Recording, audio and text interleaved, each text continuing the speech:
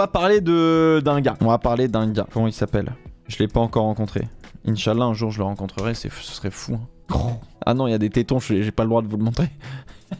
Parce que sinon c'est ban Twitch, c'est ça? Si on montre un téton, ça va pas? Même humain. Enfin, humain. Mec, pardon. Faut dire qu'il est beau gosse quand même. On soit d'accord. Il est beau gosse le mec. Ryan, bah oui, Ryan, mesdames et messieurs, c'est la grande... C'est la grande, comment dire, la grande news de... merci pour le sub Yukihiro, merci beaucoup pour ton 6e mois, ça fait plaisir. C'est la grande news de la semaine puisque Ryan Reynolds a investi en Formule 1. Alors évidemment c'est bien plus complexe que ça, c'est pas juste Ryan Reynolds qui a mis 200 millions. Il y a eu effectivement un investissement de la part d'un consortium, comme on appelle ça, un consortium un groupe d'investissement, un groupement d'investisseurs qui ont vu en Alpine un joli coup à tenter. Un joli coup à tenter. Ça a pris 24% des parts de la société.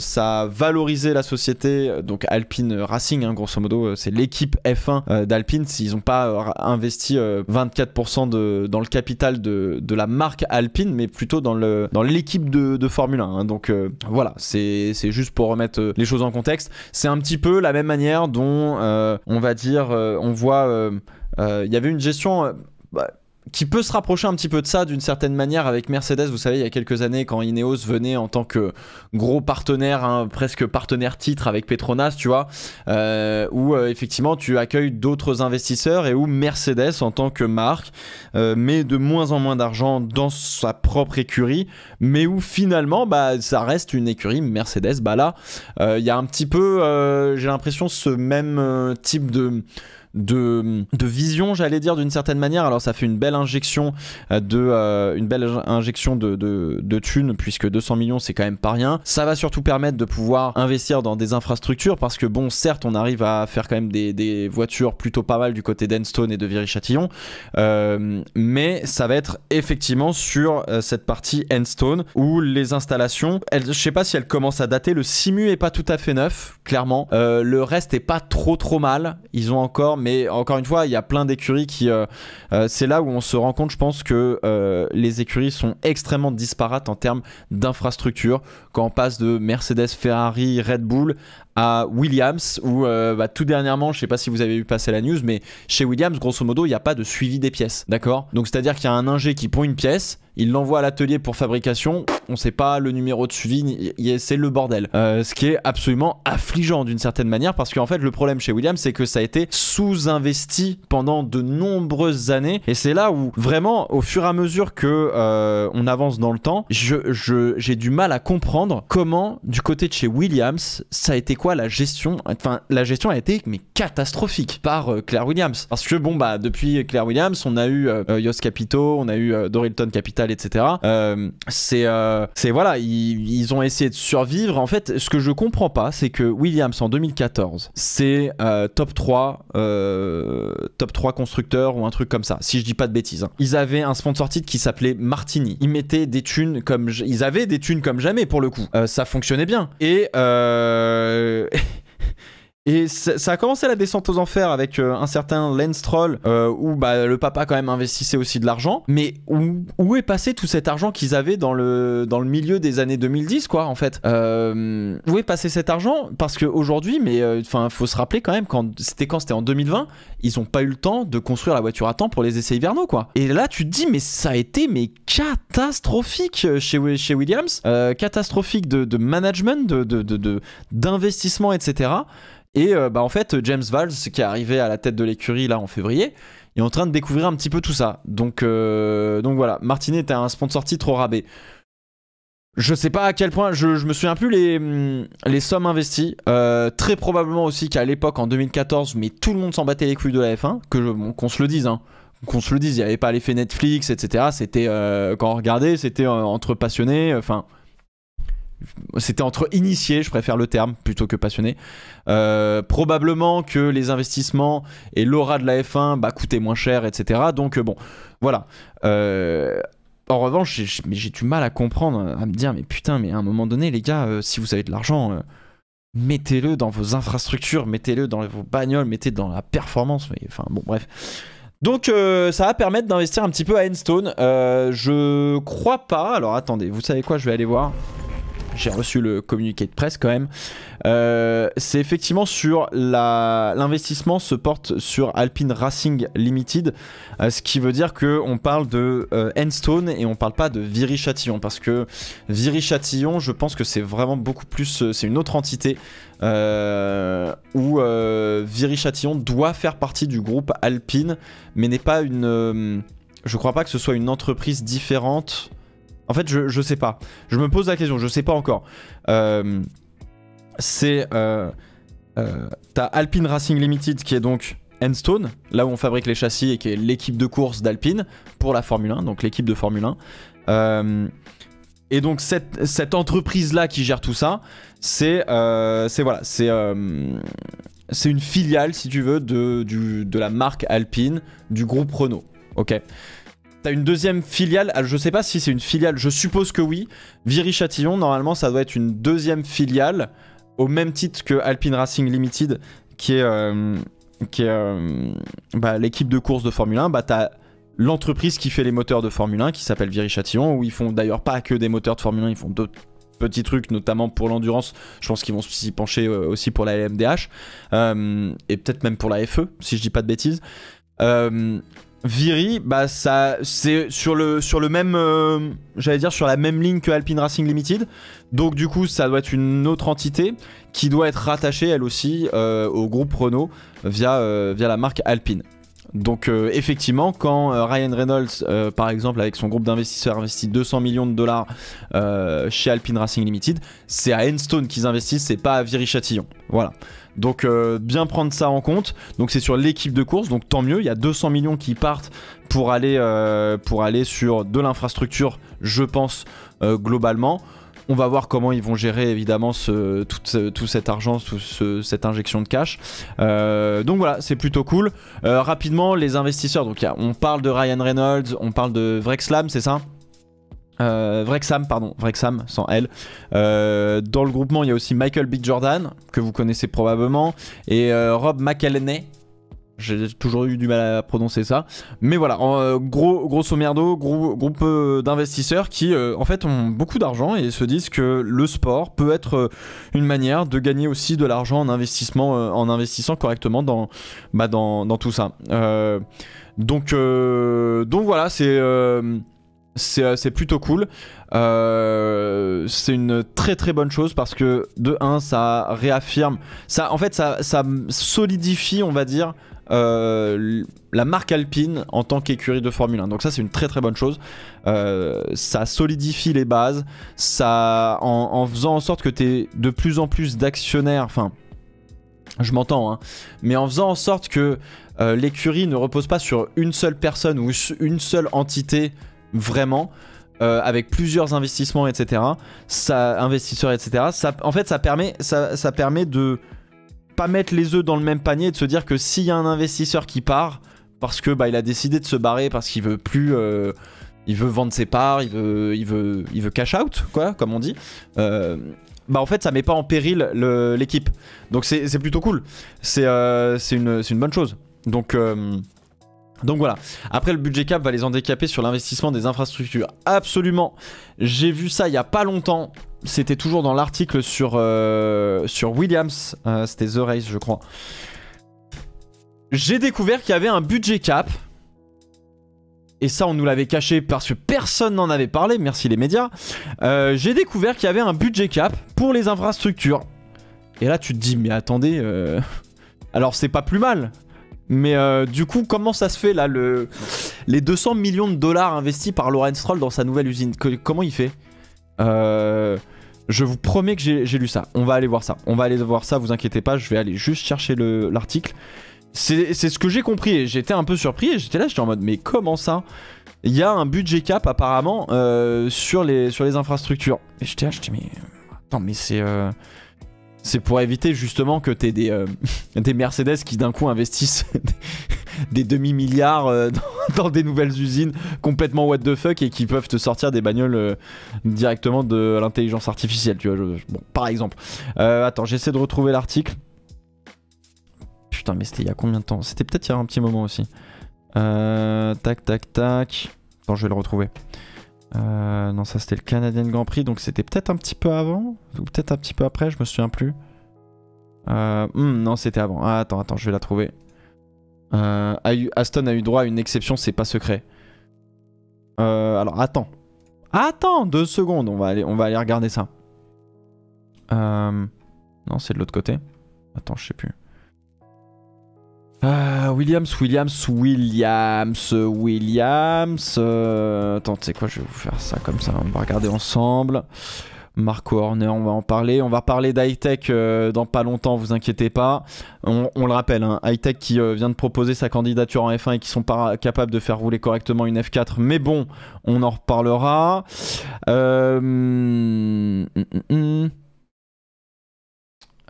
C'était où?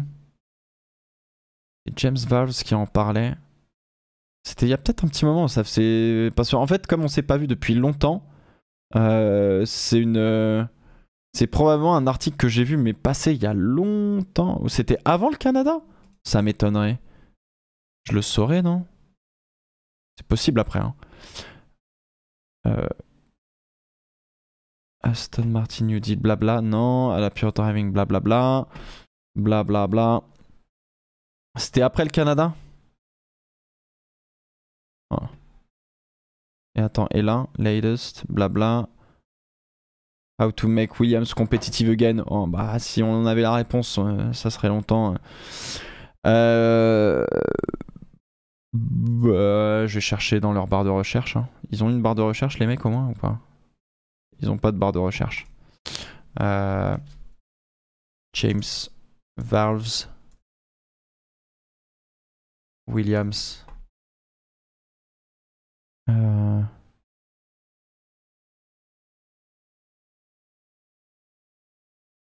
27 mai. Non, c'était un peu long. Ah,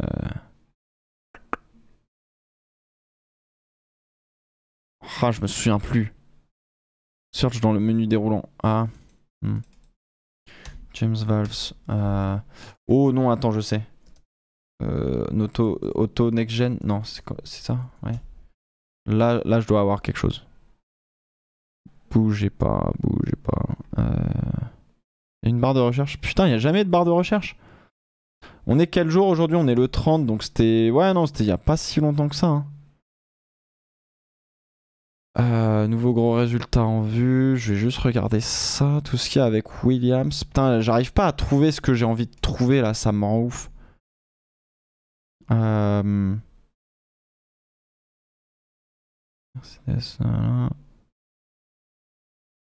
ouais.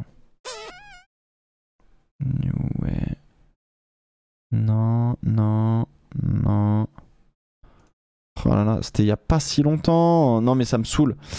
Parce que ouais, non mais cette histoire de budget cap pour les infrastructures, ça m'a perturbé. J'étais en mode mais c'est pas possible frérot. Il y avait une barre de recherche. Ah ouais, sur The Race, il y avait une barre de recherche. Merde. Attends. Tu vois, j'ai cherché Ryan Reynolds. The Race. Ça fait bizarre d'écrire avec 2 mains. Une barre de recherche sur leur truc? Ah oui, bien vu. Williams. Enter your recherche.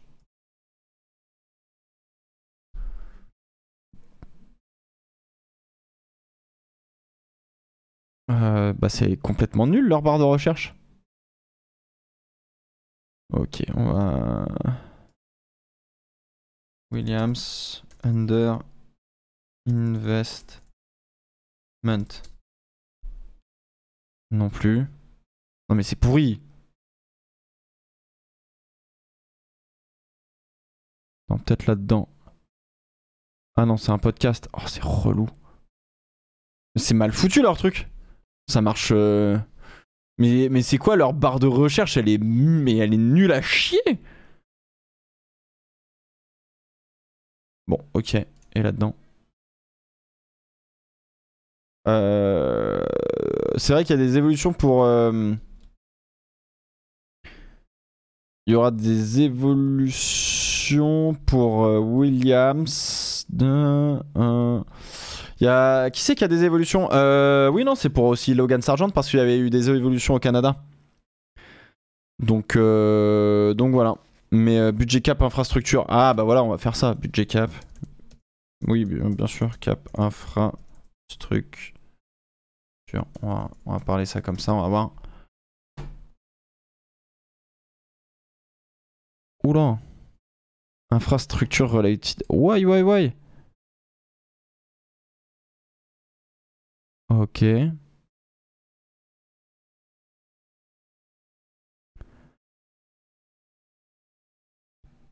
Le principal problème... Ah bah voilà.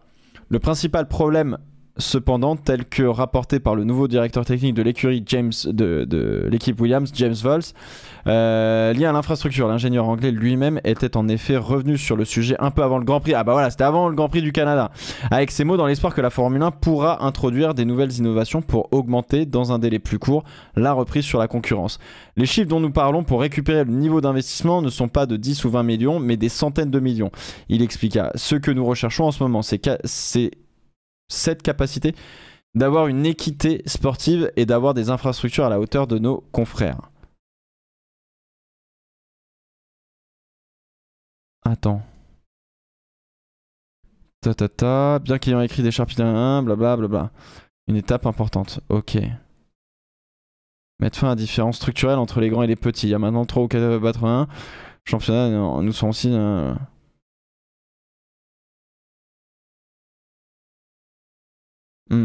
Non, ça dit pas ça.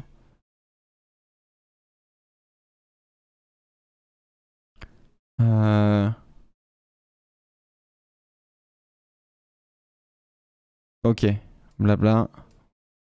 Ability to have sporting equity. No longer dalala. Is must have previous 20...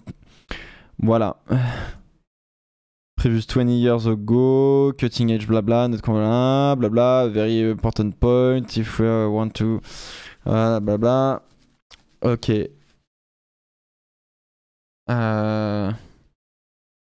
Some special investment for F1 non-top team. Ok, donc il y a un vrai problème. Ok. Donc, le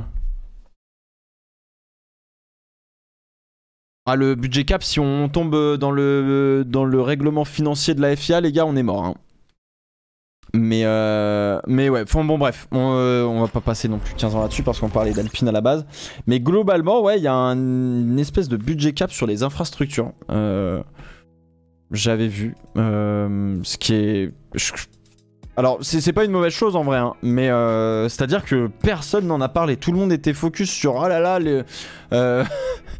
comment ça s'appelle, la cantine de Red Bull qui est trop chère. La cantine de Red Bull où on sert des ailerons avant, visiblement. Mais personne n'a parlé de budget cap structurel, alors que, bah, justement, moi j'étais en mode, bah... En fait, la différence, c'est que...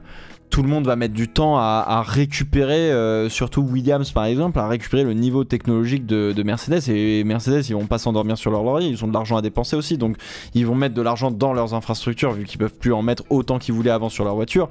Donc voilà, il y a plein de choses quoi. Donc je sais pas, écoutez, on verra bien, mais en tout cas, il va y avoir de l'investissement chez Alpine, notamment à Enstone où effectivement c'est pas à la pointe de la technologie, mais c'est pas non plus à l'âge de pierre, hein, si on peut dire ça comme ça. Par contre, ma vraie question, c'est comment Aston Martin a dépensé des centaines de millions dans une nouvelle usine. Doit y avoir quelque chose... Vous m'avez saoulé, je vais aller voir sur le site de la FIA. FIA.com. Attends, à moins que j'ai le... Non, tu sais quoi, je vais prendre la dernière version si on l'a. C'est quoi? Competition, FIA Formula One Championship. It's the championship. On veut les regulations. FIA official blabla. Attends, ça c'est les Canadian Grand Prix. Non, ça c'est pas ça qu'on veut. Je veux les regulations, frérot. Non. Ah. Cost cap administration. Oui, non mais c'était pas ça. Regulation. Ok, voilà. Financial regulation. Ça sort du 25 avril 2023, ça m'a l'air pas mal. Hop, je vais m'enregistrer quelque part. Tac, on va se le sortir. Alors, tac. Merde. Putain, ça fait combien de pages? 52 pages. Quand même, hein. C'est pas tant que ça. Merde. C'est quoi? C'est CTRL F, pardon. Et là, je mets infrastructure. Bah alors.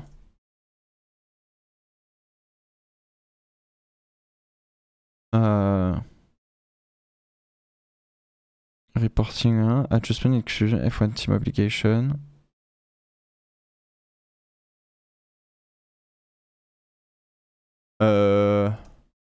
Comment on peut appeler ça? C'est pas infrastructure? Ça peut être quoi? Factory, ouais.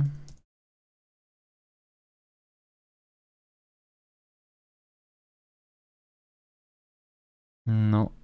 Il n'y a pas factories. Facilities, c'est pas mal, oui. Non, il n'y a pas facilities. Ouais, facilities, c'était pas... Equipment, c'est pas mal.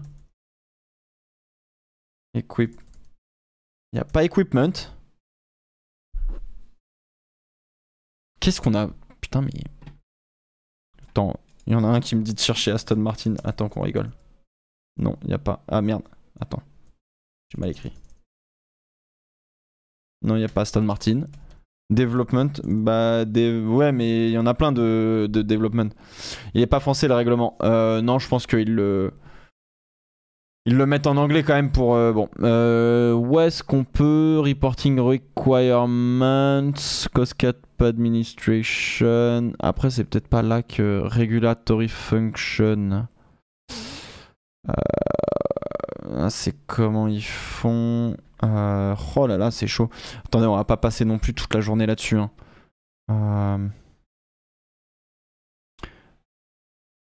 Ok, la manière dont on brise le cost cap. Matériel, aggravated mitigation factor. Financial penalty. Je sais pas du tout. Investment, c'est pas mal. Non, il n'y a pas investment.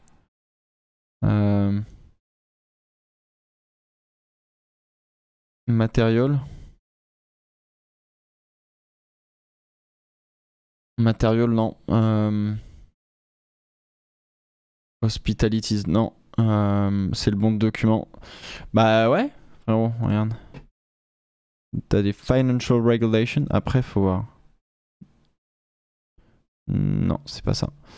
On a le power unit.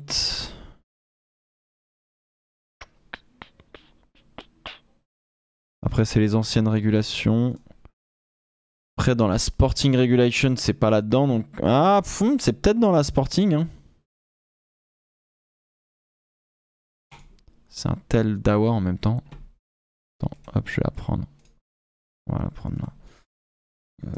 CTRL F.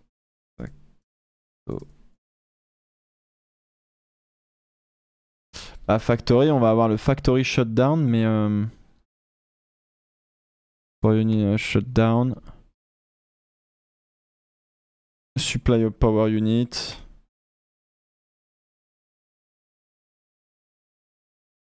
Non.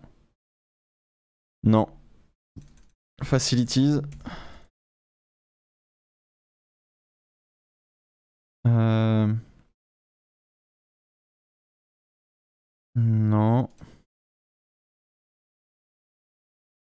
Non.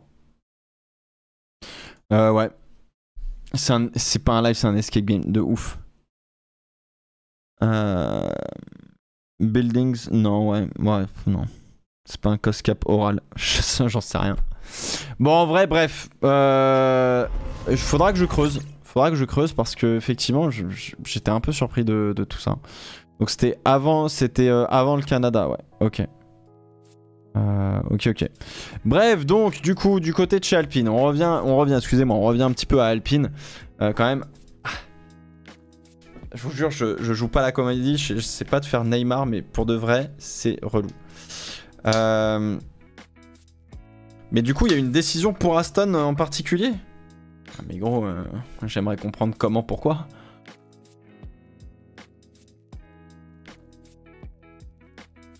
Bref, donc Alpine, Ryan Reynolds, bonne nouvelle. Ça renforce la stabilité et la solidité des fondations, j'allais dire, financières de l'équipe. Ça garantit que l'équipe de course qui porte le nom d'Alpine va rester encore pour un petit moment, donc ça c'est plutôt cool. De l'investissement probablement dans les infrastructures, donc nickel. Ça c'est plutôt une bonne nouvelle. Après de là à... Alors ce qu'il faut savoir c'est que le groupement d'investisseurs dont fait partie Ryan Reynolds, ils ont des expertises sur le sport, oui, mais ils ont surtout des expertises pour tout ce qui est storytelling. Donc c'est à dire que là en fait le but du jeu c'est comment on va faire en sorte de raconter l'histoire d'Alpine qui va devenir champion du monde, ou en tout cas on a envie qu'il devienne champion du monde, et c'est comment on raconte cette histoire là, comme ils ont fait avec Wrexham par exemple. Bon, ils sont pas devenus champions du monde Wrexham, hein, MDR, mais tu comprends le truc. Donc voilà un petit peu, c'est en tout cas leur domaine d'expertise à Redbird, en tout cas Redbird Capital Partners et Maximum Effort Investment, pour vous la faire courte. Donc voilà, ça valorise Alpine Racing à 900 millions de dollars, je sais pas si vous vous rendez compte. Donc aujourd'hui, si vous voulez racheter une écurie de course qui est badgée Alpine, ça vaut globalement, c'est pas moins de 900 millions. donc c'est très cool, ça va permettre à l'équipe d'accroître un petit peu plus sa courbe de croissance. Donc c'est une bonne chose. À part sur le marketing et les finances, Alpine va gagner quoi? Bah ils vont gagner de l'argent, enfin ils ont de l'argent maintenant, enfin c'est pas qu'ils en avaient pas avant, mais ils ont plus de stabilité financière, donc ils peuvent se projeter sur du plus long terme. Donc tu peux faire des investissements sur des choses qui prennent plus de temps. Typiquement, admettons demain, tu t'appelles Williams, tu te dis putain il me faut une nouvelle soufflerie. Si t'as des investisseurs un peu genre Dorilton, alors c'est peut-être pas le cas de Dorilton, mais si t'as des investisseurs qui à échelle 2-3 ans veulent seulement venir mettre un peu d'argent pour faire en sorte que t'aies peut-être un peu une bonne caisse et puis repartir et avoir un petit bénéfice en repartant, si tu veux c'est pas avec eux tu vas réussir à les convaincre de dire il nous faut une soufflerie qui va prendre 2 ans à se construire et on va voir enfin des nouvelles voitures bien sortir et être performantes au bout de 3-4 ans, tu vois. Donc voilà, c'est plutôt c'est encore une fois, tout est une question de stabilité pour plein d'équipes, de stabilité financière. Et une fois que tu as de la stabilité financière, bah du coup plus tu as de la stabilité financière, plus tu vas pouvoir te projeter à long terme, et plus tu vas pouvoir te projeter à long terme, plus tu vas pouvoir mettre en chantier plein de choses, et du coup ça va te permettre justement bah, d'investir directement dans ton entreprise, dans des infrastructures, pour te permettre d'être toujours meilleur chaque année, etc.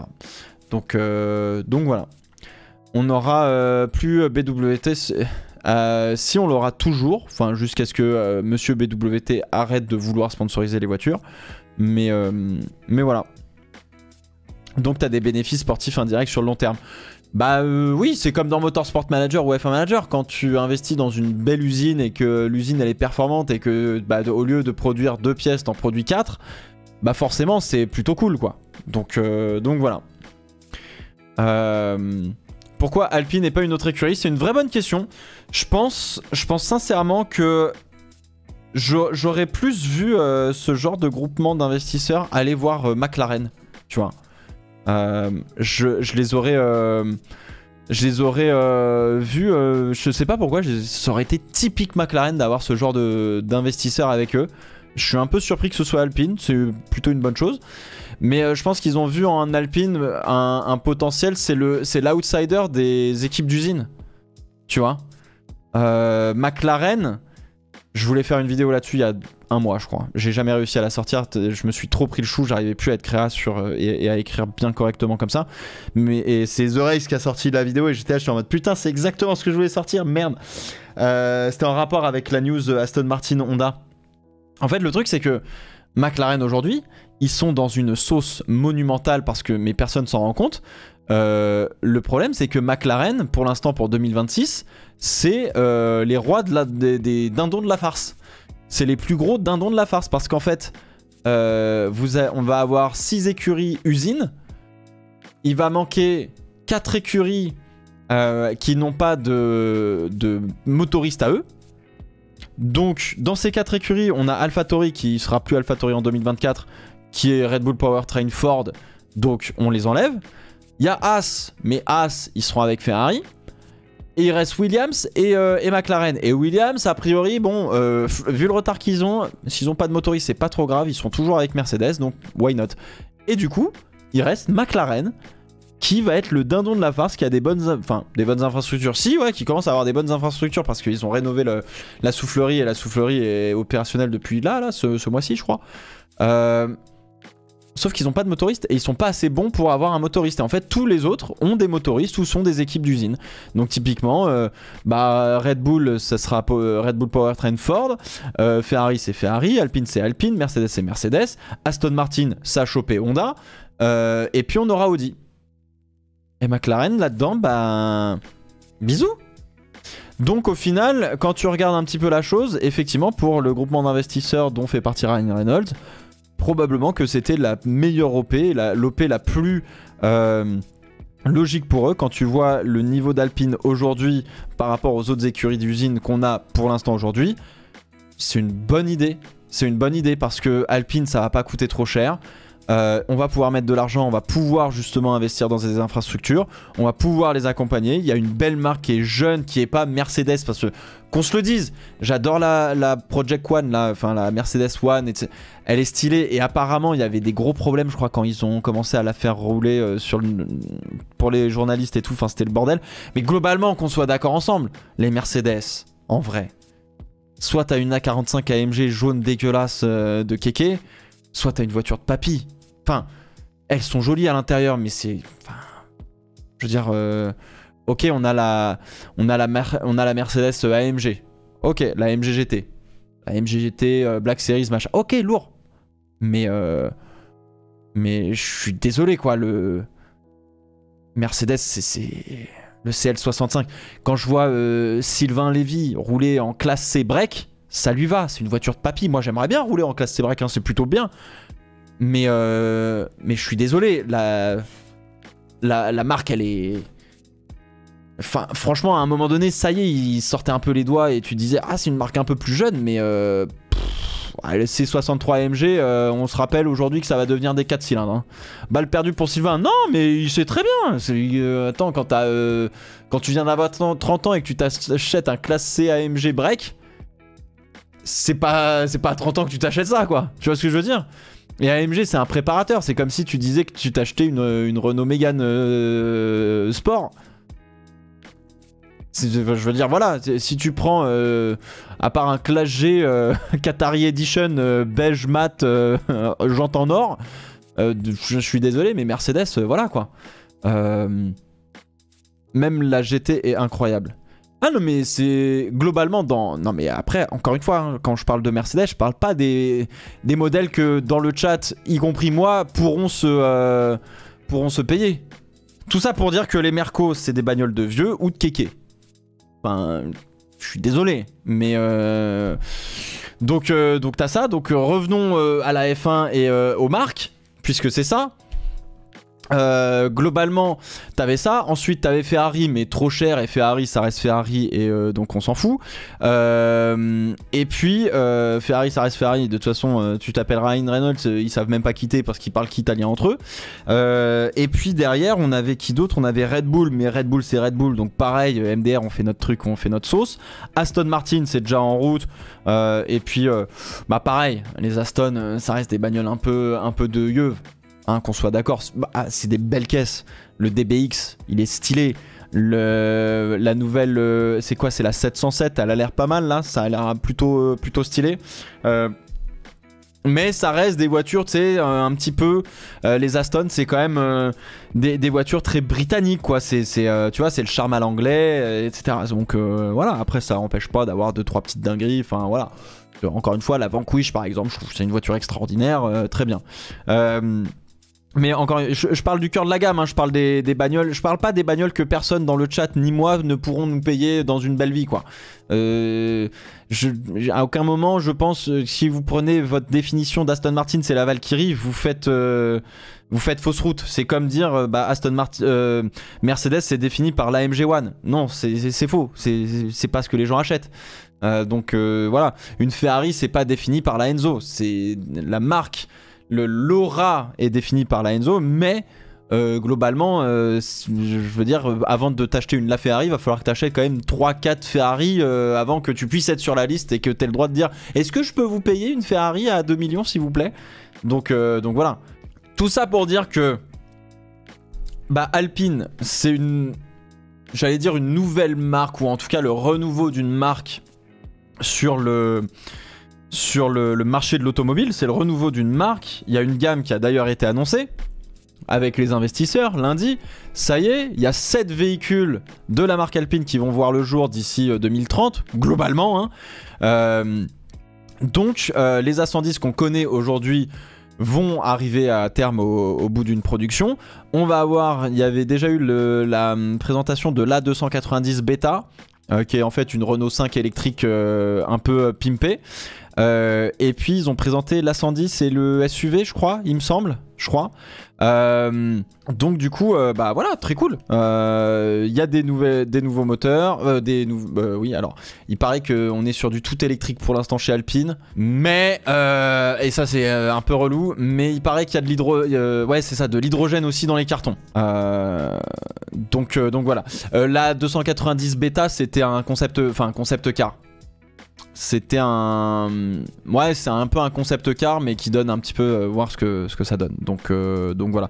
Ils ont présenté quoi là sur lundi? Est-ce qu'il y en a qui savent ce qu'ils ont présenté ou pas? Tu sais quoi, on va vite fait chercher. Après, on va arrêter de parler d'Alpine, ce serait bien. Alpine New Cars. Je sais pas, je vais mettre ça. Première mondiale à 290 Beta. New line-up. Cars. Je sais pas, ils ont pas présenté des trucs là justement. Donc voilà.